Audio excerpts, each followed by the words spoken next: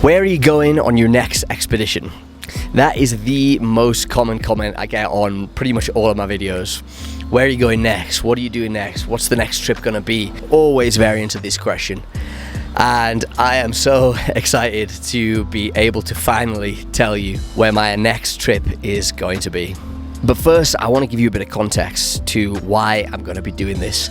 So I'm going to tell you a story, and I'm pretty sure you're going to see where this is going to go quite rapidly. So back in 2021, during the teeth of the Omicron variant of the pandemic, I set off to go to Morocco.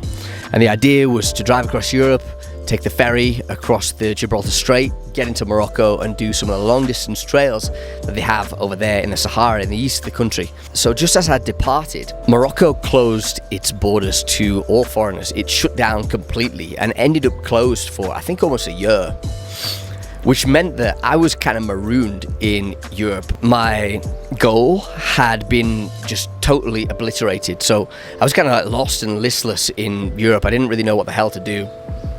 As I've told you before, I ended up living with a girl who I'd met on a plane, that's a whole other story, for quite some time in northern Spain. During this time, I was keeping the car close by. We were doing kind of weekend trips away in Spain and such like, but nothing major. And after a few months of this, I ended up getting restless. And I started to look more closely as to what I could do in terms of off-road.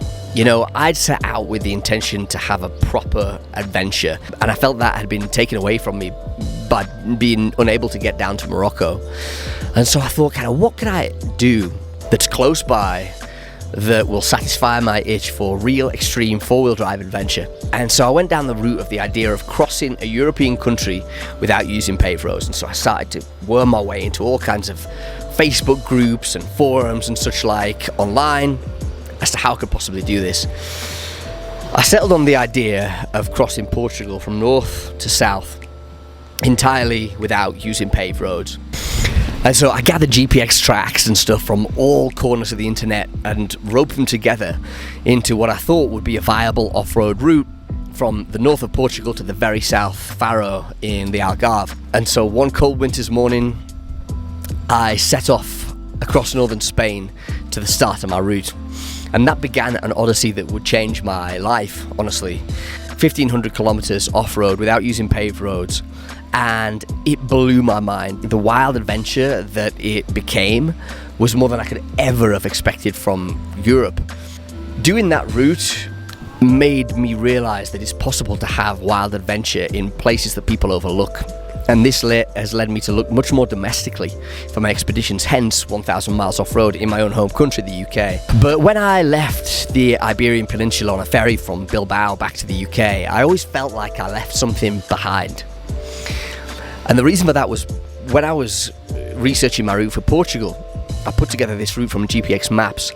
And the whole time I was also collecting GPX maps for Spain. And it became very apparent that there's an incredible amount of long-distance off-road trails to do in Spain as well. I only had a limited time, so I put together this Portuguese route, but I always had this idea in my head, God, I would love to do a circumnavigation of the entire Iberian Peninsula, encompassing Portugal and Spain. And so this planted a seed in my mind of the idea of trying to do this. It's an insane undertaking in terms of putting the route together, in terms of the sheer distance involved to drive a circumnavigational loop of the Iberian Peninsula. It's 6,000-7,000 miles through some of the most diverse terrain in Europe. And so I started working on a route way back then, and I have continued to do so, and I'm finally in a position to be able to share with you that I'm going to do a full circumnavigational loop of the Iberian Peninsula, and I'm going to do it all off-road, which will pass through some of the most diverse terrain in Europe. There's going to be mountains, deserts, beaches, jungles, everything you could possibly imagine. The rules of the expedition are simple. Minimize on-road travel to the extreme. I will only drive on paved roads to go get fuel or go get food, and then I will return to the place where I left the trail so that I'm doing a full loop of the Iberian Peninsula without using paved roads as much as is humanly possible. I don't think this has ever been done before. I think this is going to be the world's first 4x4 only tracks circumnavigation of the Iberian Peninsula. I'm going to do it all alone, no support, just me and the Land Cruiser and the elements. So this is going to be a world first expedition, and I want you to come along with me.